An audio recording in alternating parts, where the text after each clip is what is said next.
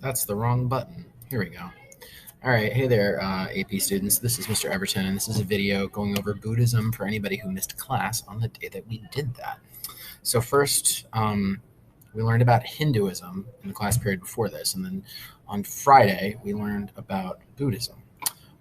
So, Buddhism comes out of Hinduism, and so this is an opportunity for us to talk about continuities and changes in religious beliefs of South Asia. So, like, when Buddhism was created, what did it keep from Hinduism? Like what continuities are there?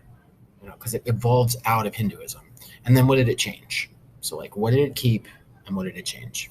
That's basically what the lesson was about. So, we're still in South Asia, India, even though back then they didn't call it India, but we call it India today.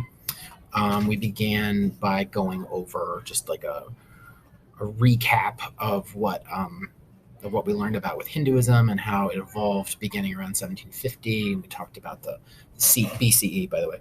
And then we talked about the caste system with the different social classes in the hierarchy and how it was reinforced by Hinduism. And then we talked about the Buddha and how the Buddha's name was originally Siddhartha Gautama, and he was born a Kshatriya, so like a upper class guy who's like a prince who was really sheltered, and how he lived in the 5th century BCE. So Hinduism was already very well established at this time, and it was like had been for a long time. And so like the Buddha is like trying to reform Hinduism and change it. And we talked about how the famous story of the Buddha, where he discovers that there's pain and suffering in the world that he's been sheltered from, and he's really upset, and he goes off and meditates for a long time and becomes enlightened. And that's why the word Buddha means the enlightened one, right? So he achieves enlightenment, and then instead of like going off and reuniting with the infinite and becoming part of the life force energy of the world all around us, he decided to stick around for a while and teach people the Four Noble Truths. The Four Noble Truths are the central beliefs of Buddhism. The first one is that life is suffering. Life is really hard. It's not fun. We all suffer. And truth number two is that suffering is caused by desire. Like, we want things that we don't get, and that's why we suffer. That could be something trivial like a nicer car, or it could be something like, wow, people in the hallway acting nuts.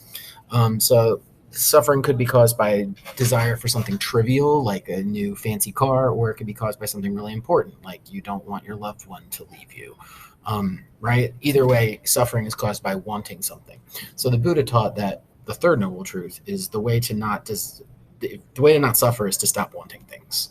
Let go of desire and just live with things the way they are, and you won't suffer anymore. And that's obviously very hard. So the fourth noble truth is that you need to end desire with the Eightfold Path. So the Eightfold Path is a guide for how you should live your life in a way that will overcome desires and help you achieve enlightenment. And so this is the Buddha wheel, or Buddha Dharma, which is an eightfold, a wheel with 8 spokes on it, each representing a different part of the Eightfold Path. And if you are able, and there's a lot to these different things, I'm not going to go into it because we don't need to, but if you can do these 8 things, then you will live a good and righteous life, and you will achieve enlightenment, and you won't suffer anymore. And once you achieve enlightenment, then that is referred to as nirvana. You end the cycle of reincarnation, because Buddhism still believes in that cycle of reincarnation, right? And you want to escape the cycle of reincarnation by achieving enlightenment. So Hinduism calls it moksha, Buddhism calls it nirvana, but it's basically the same thing. It's achieving enlightenment. The difference is that Buddhism says anybody can achieve enlightenment in this lifetime, right? Hinduism says you have to be born many, many times. You have to live many different lives and suffer over many different lifetimes until you become a Brahmin, and only a Brahmin can achieve enlightenment. The Buddha taught that anybody can. So that's obviously going to be very popular with poor people, with lower castes, right? Shudras are going to hear that and go like, ooh, I think I like this Buddhism. It would be adopted by the Mauryan Emperor Ashoka, who briefly tried to make this the like official religion of the Mauryan Empire. Didn't really work. Missionaries diffused or spread Buddhism all across Southeast Asia and East Asia, which is where I should put this slide. And that's actually where Buddhism becomes more important. Buddhism phases out in India. It stops really being a popular religion there, but it continues to be popular in Southeast Asia, in China, in Korea, and in Japan.